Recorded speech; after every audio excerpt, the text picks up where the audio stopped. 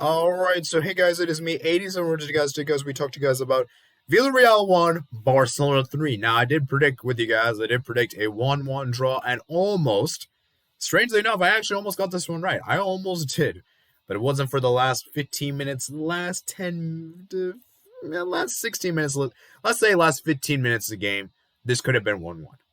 And honestly, guys, this was a huge, huge victory for Barcelona at the CERAMICA Stadium, and we have finally won an away game in La Liga.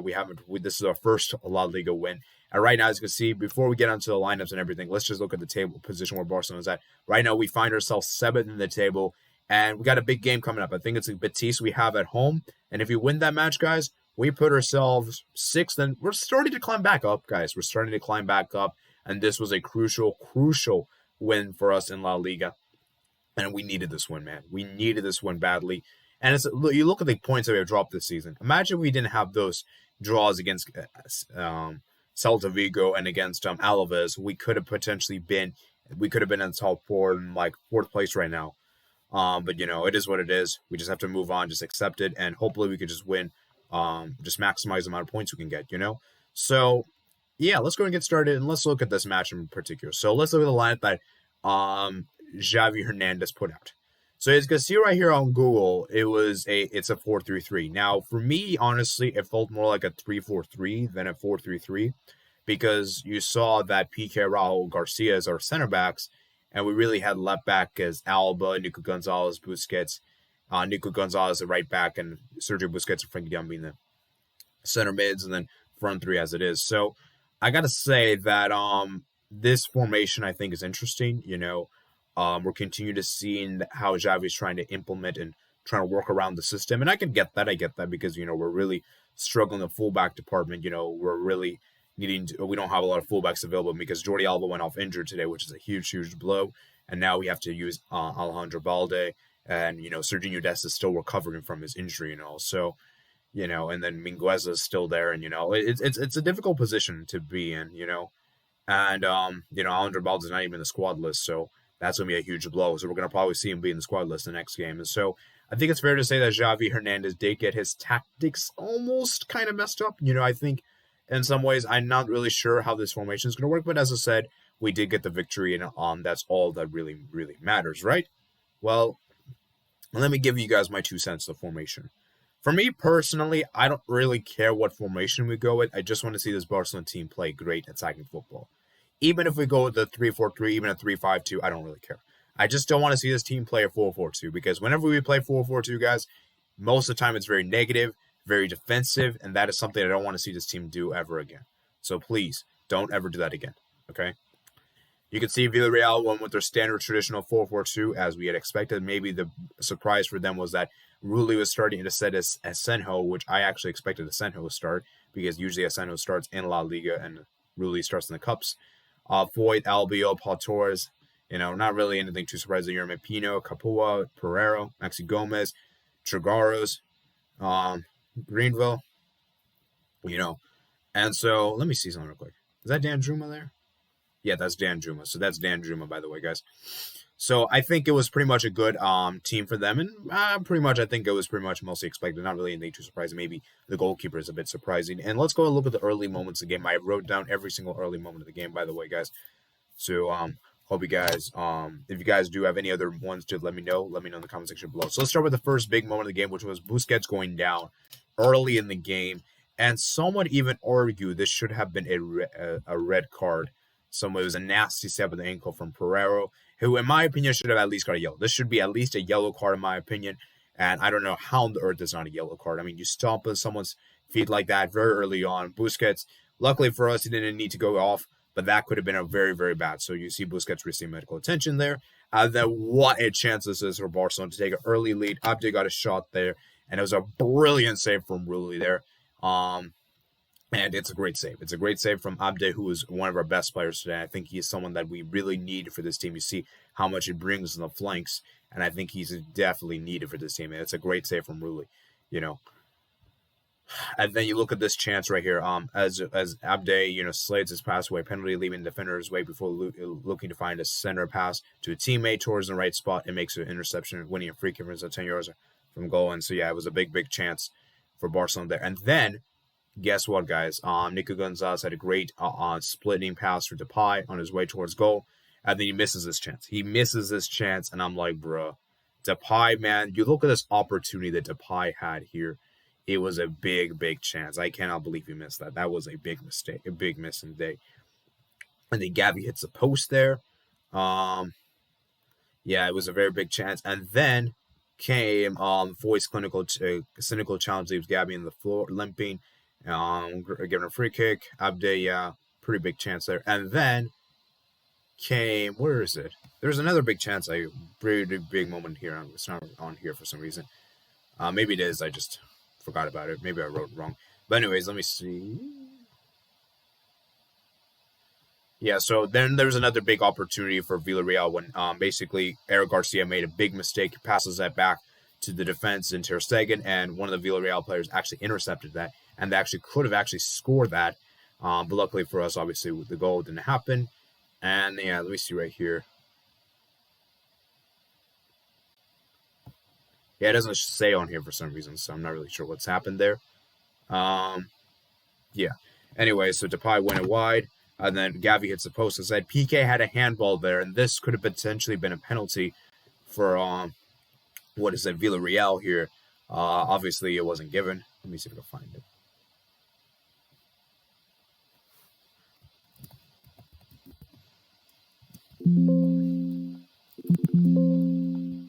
No, it doesn't say. Okay, actually, let me go down.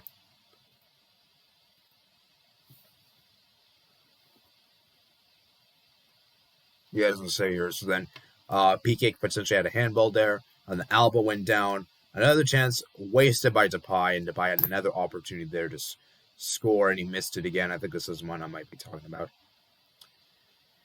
And then Dan Juma nearly scored in the 39th minute. It was a great chance for Villarreal there. Very good chance, and he misses it. Araujo went down. Marc-André Ter Stegen had to make a big save. And at halftime, it was 0-0. You know, it was a really good first half, guys. Very much open indeed. And you look at Perez awful tackle on Busquets. You know, both sides look to play fast and physical football, bypass in the midfield, where they excel extra rapid attacks. Barca had 3 gifted edge chances to break the deadlock with the first 15 minutes, but Depay has liked his usual clinical finishing. But then as international missing a chance for 5 yards out, Dan Juma has played the same role for the Yellow Stormings, spurning a number of chances, wonderful opportunities to put a side ahead, including sending a close-range effort into the chest with his whole goal to aim at. Villarreal's attack predominantly come down to left with the combination Pedreza and Gomez seriously testing Barcelona defense. Strike legs that went in. Emerius, both Estupiñán, former Liverpool fullback, Moreno to call upon, which should he wish to inject more pace down the flank. Barcelona are not without options in order to wrestle back the ascendancy with Debo Dembele, incapable of inconsistent continue available for selection. No doubt with their sides. It's not impressing on the new coach. There's all to play for in the second half as the two sides have been able to separate themselves. So yeah, that was a very interesting there. Then came the big one of the more controversial moments in the game, and that is when Frankie de Jong scored. Now, for me, honestly, I think this was the right decision. I think the goal did stand brilliantly. So, yeah, let me go ahead and explain this goal. This was a great team play goal from Jordi Alba. Actually, it started from Abde, who actually puts a cross into the box for Alba. Alba puts it in for Depay, who tries to go for the goal. And it's actually saved by Rulli. However, the rebound fell nicely to de Jong, he makes it 1-0, scores the rebound, and it's 1-0. And now there was a huge controversial moment. There was it took a lot of time to decide whether the goal will stand or not, because a lot of people, the VAR thought it was offside, but when you look at closer inspection, it is not offside. The music could show the lines here. It doesn't show here, but the goal stood. I mean, after a lengthy VAR check, and Albiol was keeping the Barca striker on side. So yeah, Albiol basically kept Depay on side, which led to Barcelona getting the opening goal. You know, so brilliant goal indeed. Then Villarreal had a penalty denied. It's a penalty denied for Villarreal, which honestly probably should have been a penalty. I think the fact that this isn't a penalty is quite astonishing, because in my opinion, that should have been a penalty. That should have been a penalty 100%, because look at this right here. Eric Garcia puts his hands on Torres. No. Albiol, right? And Albiol goes down. He pushes him down. And it's crazy, right? Because that should have, at least VAR should have at least checked it, right? And the referee just waves the thing away. And I've said this before, guys. I don't know how many more times I have to say this. Referees in La Liga are very inconsistent. Referees in La Liga are not the best, and we have seen them make countless amount of mistakes. And it doesn't matter what team you support, even for like Real Madrid and Sevilla. I mean, all these teams I feel like have been on the VAR's end side. So don't come out here and say Barcelona, that kind of thing, because we have been on the wrong end of these penalty decisions. And I know last season in particular, I don't want to go too much more in depth though, but let's just say that VAR is not consistent. Okay, let's just put it that way. I don't want to go into all this like conspiracy stuff and this kind of things. Okay, so let's just leave it at that. Okay, so then Dembele came on, which I thought was a big change indeed. But it was interesting, right? Because even though Dembele did come on, it was more of like a right back situation, right back substitution rather than a defensive, rather than an attack minded one. And then Jordi Alba obviously had to come off because he got injured, as I said earlier. And then came the big moment. Trigaros had a great opportunity there to score, and I don't know how on earth he missed that chance. He missed that chance, 75th minute, and I'm thinking to myself, oh man, this could be a really bad game. Because I had a feeling that whenever Mingueza came on, because let me just say this right now, guys, Mingueza defensively is awful. Mingueza just cannot play as right back. He is terrible as a right back. And holy below, Villarreal equalizes, and how are we surprised? Not really. Chukwueze finds equalizers. He's only been on the pitch for 11 minutes, but Chukwueze makes the difference, prodding a shot high into the roof, and then a goal with the race foot after Janjo was lifted past, took both Piqué and Araujo out of the play, following a quick throw in 1-1. It was a brilliant team goal. You know, it was a brilliant finish from Chukwueze, and he's a player that always scores against Barcelona. I think in the reverse fixture last season, he even scored as well. And yeah, it was a big goal for Villarreal, and I think it was definitely deservedly so. You know, Coutinho came on for Nico Gonzalez, who I think Nico Gonzalez for me was very quiet. Didn't really have too much to do in this game, which I think was a good substitution. And then, yeah, Chukwueze plays Trigaros, and yeah, Ter Stegen off his line. And yeah, I remember Ter Stegen had to go off his line there. That was a pretty big moment. And Rabah came on for Trigaros, and then, yeah, another opportunity was wasted by Trigaros. He missed it's a good. And now came the big moment, the second goal. And this was a great pass from Marco to Ter Stegen, who makes a long ball through to the box, and Estepanian tries to clear it, but he actually ends up inadvertently giving the Depay the chance, who latches onto the loose ball, who manages to round off the goalkeeper, depositing the ball into the empty net, and it's 2-1. He rounds off the keeper, and Depay finally scores to make it 2-1, and at this point, it was almost game over. And Barcelona gets a late penalty towards the end, as Jan Foyt takes down Coutinho. Coutinho wins the penalty, and Coutinho scores the penalty to make it 3-1. So, I gotta say, though, Villarreal really crumbled in the end. Mistakes from Estepanian, mistake from Jan Foyt, and these kind of mistakes ultimately did cost them the match. And it's crazy, right? Because we could have easily had drawn this match, and people wouldn't say this was a masterclass. But because we won this match, guys, it's a big 3 points. Obviously, we needed this win significantly, and it's crazy to see how things can easily change, right? And you see how Barcelona, they've always been put under so much pressure, and now this was a game that I could finally breathe a sigh of relief, because, man, this was like the first game in a long time that I could finally breathe and like, yes, where we did it, man, you know. And as I said before, guys, I think this was a win that we needed so badly, and I think this is a win that gives Xavi to understand that, hey, there's got some things to fix. I think for me, Mingueza for me was one of our worst players today. I didn't really like his performance overall. Eric Garcia for me, I didn't like his performance overall. Made some really bad challenges, which could have been penalties on the other day. Piqué for me was pretty underwhelming. I know he did make some good challenges. Araujo I think was good. And I got to say, man, this Barcelona defense continues to worry me so much. And so, yeah, man. So that's pretty much it. You know, just went over all the big moments of the game. There's probably some more I could have discussed, but as I said, there's so much I could discuss, and there's probably ones I am forgetting. So if there are any, let me know in the comment section below. And yeah, guys, so as I said, that is a big 3-1 away win for Barcelona in La Liga. And so you look at Barcelona's next couple of fixtures. Let's just look at that real briefly, and then we'll end up for today's video. We play Betis at home, and then obviously we got Bayern Munich on the road. We got Osasuna at home. Osasuna on the road, sorry.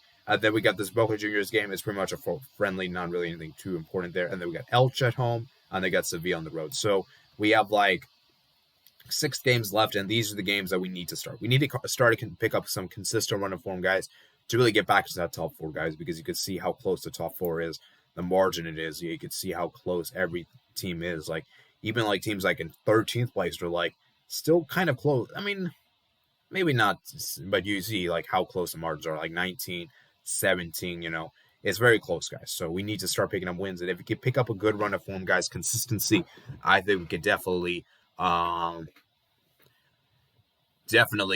back up to top four. So Atletico Madrid, they play tomorrow, I believe, against Cadiz on the road, and Real Madrid, they play Sevilla at home. So Real Madrid and Sevilla could potentially both could draw points, and so that could be a really big fixture for us to keep a note of. And let me see Real Betis. Let me see what game they play.